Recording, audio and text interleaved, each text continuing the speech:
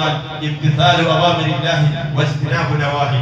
തഖ്വ എന്ന് പറഞ്ഞാൽ അല്ലാഹു പറഞ്ഞത് കേൾക്കലും അല്ലാഹു നിരോധിച്ചതിനെ അല്ലാഹു വെടിഞ്ഞതിനെ മാറ്റി നിർത്തുവാനുള്ള ത്രാണിയാണ്, ശേഷിയാണ്. പൈശാചികതയോടുള്ള സമരമാണ്, അനുദായമങ്ങളോടുള്ള സമരമാണ്. നോക്കൂ, നിങ്ങൾ പരിശുദ്ധ ഖുർആനിൽ അല്ലാഹു സുബ്ഹാനഹു വ തആല മനുഷ്യനെ വർണ്ണിക്കുന്ന രണ്ടായത്തുകൾ മാത്രം നിങ്ങളുടെ മുമ്പിൽ ഉദ്ധരിക്കാൻ ആഗ്രഹിക്കുകയാണ്. ഒന്ന്, അല്ലാഹു സുബ്ഹാനഹു വ തആല മനുഷ്യനെ ഏറ്റവും മലക്കുകളെക്കാൾ ഉന്നത സ്ഥാനത്ത് കൊണ്ടുപോയി നിർത്തി. അല്ലാഹുവിന്റെ അടുക്കൽ ഏറ്റവും സ്ഥാനമുള്ളത് നിങ്ങളിൽ തഖ്വയുള്ളവർക്കെന്ന് പരിശുദ്ധ ഖുർആനിൽ അല്ലാഹു അസ്സ വജൽ അല്ലാഹു സുബ്ഹാനഹു വ തആല പഠിപ്പിക്കുകയാണ്. അല്ലാഹു സുബ്ഹാനഹു വ തആല പറയുകയാണ്, വലഖദ് കറംനാ ബനി ആദം, ആദമിന്റെ മക്കളെ, മനുഷ്യരെ നിങ്ങളെ ഞാൻ ആദരിച്ചിരിക്കുന്നു. ആരാണ് സൃഷ്ടികർത്താവ്? സൃഷ്ടാവായ റബ്ബ്. സൃഷ്ടികളായ നമ്മൾ ആദരിക്കണമെങ്കിൽ, നമ്മളെ ബഹുമാനിക്കണമെങ്കിൽ, അല്ലെ, നമ്മൾ ഉസ്താദുമാർ ആദരിക്കും, നമ്മുടെ മാതാപിതാക്കൾ ആദരിക്കും, അല്ലെ, നമുക്ക് ജന്മം നൽകിയവർ, അല്ലെങ്കിൽ നമുക്ക് അറിവ് പകർന്നവർ നമ്മൾ ആദരിക്കുന്നു. പക്ഷേ നമ്മ സൃഷ്ടിച്ച റബ്ബ് നമ്മ ആദരിക്കണമെങ്കിൽ എത്ര വലിയ സ്ഥാനമാണ് നമ്മുടെ റബ്ബ് നമുക്ക് കൽപ്പിച്ചിരിക്കുന്നത് അറിയിക്കണം. അതേ റബ്ബ് പറയുകയാണ്, ഇന്ന ശർറദ്ദവാബി ഇൻദല്ലാഹി അസ്സുഖു വൽ ബുഖ്ബു അല്ലദീന ലാ യഅഖിലൂൻ. അല്ലാഹുവിന്റെ ഭൂമിയിലെ ഏറ്റവും നികൃഷ്ട ജീവി എന്ന് പറയുന്നത് അത് നായയല്ല, പന്നിയല്ല, പോത്തല്ല. അല്ലാഹു ബുദ്ധി നൽകിയിട്ട്, അല്ലാഹു കണ്ണ് നൽകിയിട്ട്, അല്ലാഹു കാഴ്ചശക്തി നൽകിയിട്ട്, അല്ലാഹു കേൾവി ശക്തി നൽകിയിട്ട്, അല്ലാഹു ചിന്താശേഷി നൽകിയിട്ട്, മറ്റു ജീവികളിൽ നിന്ന് വ്യത്യസ്തമായി പ്രീ കോർട്ടെക്സ് ആണ് നൽകിയിട്ട്, പ്രീ സെറിബ്രൽ കോർട്ടെക്സ് ആണ് നൽകിയിട്ട്, നമ്മളൊക്കെ പഠിക്കുന്ന 10ാം ക്ലാസ് ബയോളജി പഠിക്കുന്ന കുട്ടിക്ക് പോലും അറിയാവുന്ന ഒരു നിസ്സാര യാഥാർത്ഥ്യമാണ്. മറ്റു ജീവികളിൽ നിന്ന് നമ്മളെ മനുഷ്യനെ വേർതിരിക്കുന്ന സെറിബ്രൽ കോർട്ടെക്സ് എന്ന് പറയപ്പെടുന്ന ഒരു വലിയ ശക്തി അല്ലാഹു നമുക്ക് നൽകി, ഒരു പവർ നമുക്ക് അല്ലാഹു സുബ്ഹാനഹു വ തആല നൽകിയിട്ടുണ്ട്. എന്താണ് അവിടെ? Centre of thought. നമ്മുടെ ചിന്തകളുടെ പ്രഭവസ്ഥാനം എന്ന് പറയുന്നത് നമ്മുടെ തലച്ചോറിന് നമ്മൾ സുജൂദിൽ വെക്കുന്ന ഭാഗമുണ്ടല്ലോ, ആ ഭാഗമാണ് സെന്റർ ഓഫ് തോട്ട്. നമ്മുടെ ചിന്തകളുടെ ഏറ്റവും വലിയ പ്രഭവസ്ഥാനം. ആ ചിന്തകളെ മരവിപ്പിക്കുന്ന ലഹരി കടിമപ്പെട്ടുകൊണ്ട് ലോകത്തെ ഏറ്റവും വലിയ നികൃഷ്ട ജീവിയാകുന്നുണ്ടെങ്കിൽ ചിന്തിക്കുക, അല്ലാഹുവിന്റെ മുമ്പിൽ എന്ത് സ്ഥാനമാണ്? സമൂഹത്തിന് മുമ്പിൽ പോകട്ടെ, റബ്ബിന്റെ മുമ്പിലേക്ക് തിരിച്ചു പോകട്ടെ. എന്തിനാണ് ഈ ജന്മം നൽകിയത്? എന്തിനാണ് അല്ലാഹു നമ്മെ ഇങ്ങോട്ട് അയച്ചത്? ഈ ജീവിതം കേവലം ആസ്വദിച്ചു തീർക്കാനുള്ളതല്ല. ഒരിക്കലും തിരിച്ചു കിട്ടാത്ത ഒരു ലഹരിയുടെ, ഒരു അഡിക്ഷന്റെ ഒരു ലോകത്തേക്ക് നമ്മൾ മാറിയെങ്കിൽ ഓർക്കുക, അല്ലാഹുവിനെ ചോദ്യം ചെയ്യുന്ന നിമിഷമുണ്ട്. അല്ലാഹുവിന്റെ റസൂൽ സല്ലല്ലാഹു അലൈഹി വസല്ലം പറഞ്ഞു, കാലനക്കാൻ സമ്മതിക്കാത്ത ദിവസം,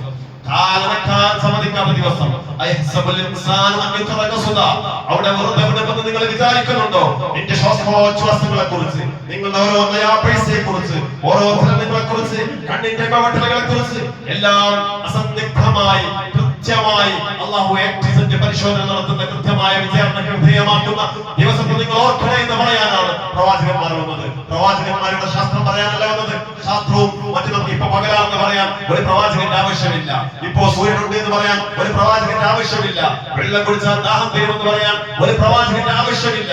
പ്രവാചകന്മാർ വന്നത് നമ്മുടെ ബുദ്ധിക്ക് ഉൾക്കൊള്ളാൻ കഴിയാത്ത, അഥവാ നമ്മുടെ പഞ്ചേന്ദ്രിയ ഗോചരങ്ങളായ സംഗതികളെക്കാളപ്പുറം ഒരു സംഗതി ഉണ്ടെന്ന് പറയാനാണ് അല്ലാഹു പ്രവാചകന്മാരെ അയച്ചത്. അല്ലാഹു ശബ്ദഗ്രന്ഥം തന്നത്. അതിനെ കൊച്ചാക്കുന്നവർക്കിടയിൽ ഒരു കമന്റ് നമ്മൾ ഇട്ടാൽ നമ്മളുടെ ഈമാൻ തെറിച്ചു പോകുമെന്നതിന് യാതൊരു സംശയവുമില്ല.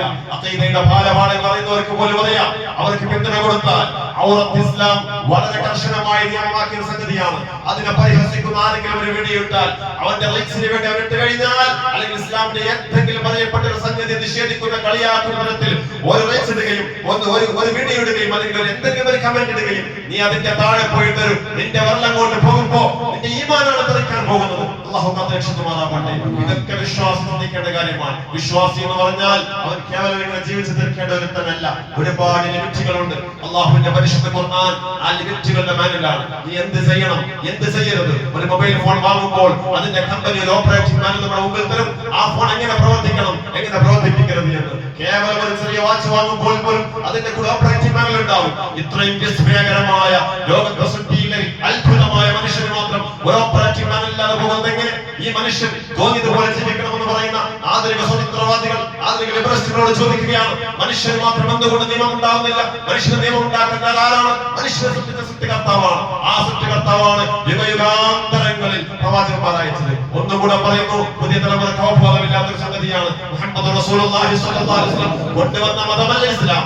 വളരെ നമ്മൾ മനസ്സിലാക്കണം. മുഹമ്മദ് റസൂലുള്ളാഹി കൊണ്ടുവന്ന മതമല്ല ഇസ്ലാം. മുഹമ്മദ് റസൂലുള്ളാഹി ആ മതത്തിലെ അവസാന പ്രവാചകനാണ് സല്ലല്ലാഹു അലൈഹി വസല്ലം. ഈ മതത്തിന്റെ അപ്ഡേഷൻ നിർവഹിച്ച ലാസ്റ്റ് അപ്ഡേറ്റഡ് പ്രൊഫറ്റ് മുഹമ്മദ് സല്ലല്ലാഹു അലൈഹി വസല്ലമയാണ്.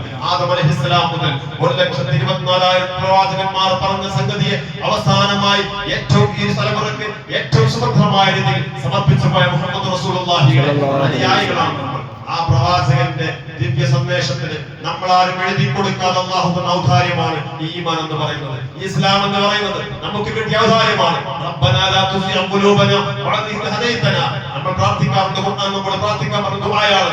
റബ്ബേ, ഞങ്ങൾ ആരും ചോദിക്കാതെ പറയാതെ ഒരു മുസ്ലിമായ ഉമ്മക്ക് മുമ്പൊക്കെ ഞങ്ങൾ പറഞ്ഞിട്ടുണ്ട്, നല്ലൊരു അന്തരീക്ഷത്തിൽ ഞങ്ങൾ ജനിച്ചിട്ടുണ്ട്, നല്ല മദ്രസകളിലൊക്കെ പോകാൻ ഞങ്ങൾക്ക് അവസരം ലഭിച്ചിട്ടുണ്ട്, ഈമാനും ഇസ്ലാമും അറിയാനും പുൽകാനും ഞങ്ങൾക്ക് അവസരം കിട്ടിയിട്ടുണ്ട്. റബ്ബേ, ഇത് ഞങ്ങളിൽ നിന്ന് ഈ പിടിതേറിയതേ റബ്ബേ എന്ന് പ്രാർത്ഥിക്കാൻ പഠിപ്പിച്ച മതമാണ് ഇസ്ലാം. അതുകൊണ്ട് ഈ സാഹചര്യങ്ങൾ ഉപയോഗപ്പെടുത്തുക. ഇത് പഠിക്കാൻ കഴിയാത്തവർ വെമ്പിക്കൊണ്ടാണ് ഇസ്ലാം സ്വീകരിക്കുന്നത്. ഇത്ര കാലം ഞങ്ങൾ അറിഞ്ഞില്ലല്ലോ എന്ന് കരുതി കരഞ്ഞ് കരഞ്ഞ് ജീവിതം കഴിക്കുന്നവരുണ്ട്. അല്ലാഹുവേ, ഈ സത്യസന്ദേശം നിങ്ങൾക്ക് കിട്ടിയില്ലല്ലോ എന്ന് പറഞ്ഞ് യൂറോപ്യൻ രാജ്യങ്ങളിൽ ഒരു സുഹൃത്ത് പറയുകയാണ് എന്നോട്, 5 വക്ത നിസ്കാരങ്ങൾക്ക് ശേഷം ക്യൂ നിൽക്കുകയാണ് ഇസ്ലാമിലേക്ക് ആളുകൾ വരാൻ വേണ്ടിയിട്ട്. ഒരു 5 വക്ത നിസ്കാരം കഴിഞ്ഞാൽ നമ്മുടെ നാട്ടിൽ ഉറുദിക്ക് വേണ്ടി കുട്ടികൾ നിൽക്കുന്നത് പോലെ അവിടെ ക്യൂ നിൽക്കുകയാണ് ഷഹാദത്തുകൾ ഏറ്റുവാങ്ങാൻ വേണ്ടിയിട്ട്. അത്രയും ഇസ്ലാമിനെ ലോകം നൽകുകയാണ്. അവർക്കറിയാം ആത്യന്തികമായ സമാധാനം ലഹരിയിലല്ല എന്ന്, സിനിമകളിലല്ല എന്ന്, റീൽസുകളിലല്ല എന്ന്. ഏറ്റവും റിയലായ സമാധാനം ലഭിക്കുന്നത് ഇസ്ലാമിന്റെ ആശയങ്ങളിലാണ്, അല്ലാഹുവിലാണ്. അലാ ബിദിക്രില്ലാഹി തത്മഇന്നുൽ ഖുലൂബ്. ഹൃദയത്തെ അല്ലാഹുവുമായി ബന്ധപ്പെടുത്തുക. അല്ലാഹു തൗഫീഖ് പ്രദാനം ചെയ്യുമാറാകട്ടെ. ഞാൻ അവസാനിപ്പിക്കുകയാണ്. ഇസ്ലാം എന്ന് പറയുന്നത്, ഈ പെരുന്നാൾ എന്ന് പറയുന്നത് നമുക്ക് സന്തോഷിക്കാനുള്ളതാണ്, ആഘോഷിക്കാനുള്ളതാണ്. അതേസമയം എന്താണ് ആഘോഷമെന്നും എന്താണ് സന്തോഷമെന്നും ഇസ്ലാം കൃത്യമായി നിർവചിച്ചിട്ടുണ്ട്. നമുക്ക് ഹലാലായ സംഗതിയിൽ പക്ഷെ ഹറാമായ സംഗതികളുണ്ട്. ഒരു ഗ്ലാസ് വെള്ളം ഒരാളെ കുടിപ്പിക്കൽ ഹലാലല്ലേ, സുന്നത്ത് പോലും ഒക്കെ നിർബന്ധം പോലും